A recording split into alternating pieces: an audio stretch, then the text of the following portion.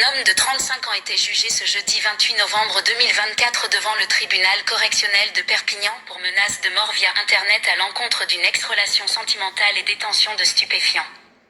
Une affaire qui a laissé apparaître chez le prévenu une autre réalité, tout aussi effrayante, nourrie d'une haine antisémite. Presque pathologique. Le trentenaire s'est avancé en pleurs et en excuses ce jeudi en fin de journée devant le tribunal correctionnel de Perpignan. Un homme au profil ordinaire qui tient avec cette même banalité des discours de l'ordre de l'ultraviolence.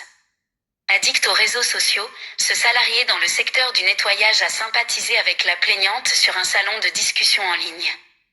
Une relation sentimentale virtuelle, personne ne sait même dire s'ils se sont rencontrés physiquement, qui a tout à coup viré aux injures et aux menaces de mort via ce même fil internet.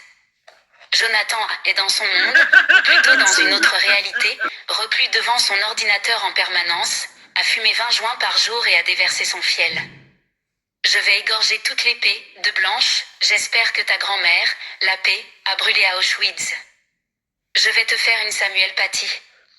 J'étais énervé, justifie le prévenu. Ce sont des paroles en l'air et il en est désolé, soutient son avocate maître Méline Massamba-Manfouka. Les mots tuent, faut-il le rappeler.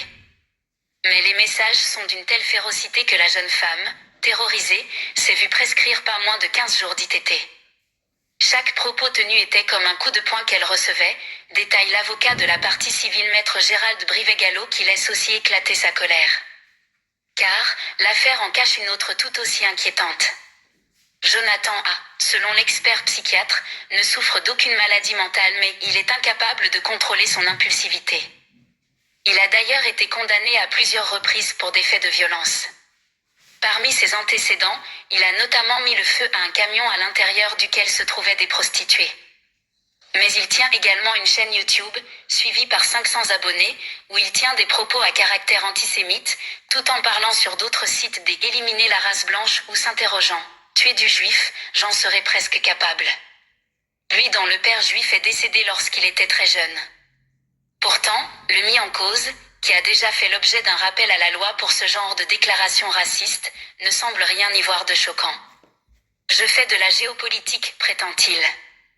À l'heure où se tient le procès de l'assassinat de Samuel Paty, le professeur d'histoire et géographie décapité par un terroriste tchétchène devant son collège, comment cet homme n'est pas poursuivi pour apologie du terrorisme, dénonce maître Gérald Brivet-Gallo. Les mots tuent, faut-il le rappeler. Surtout véhiculés par Internet. Des esprits faibles ou violents pourraient être encouragés par ces propos. Ce dossier a aussi une dimension pédagogique essentielle. Ta grand-mère la salope, j'espère qu'elle a brûlé à Auschwitz, ta grand-mère la pute. Regardez bien, vous allez avoir des morts sur la conscience. Je vais afficher toute leur famille, toute leur descendance, et même leurs familles qui sont morts dans des chambres à gaz. Fils de pute, je vais vous baiser vos morts, vous allez voir. Ta grand-mère peut le fusiller. Tu t'es perdu sur ton chemin, mon sioniste. Hein?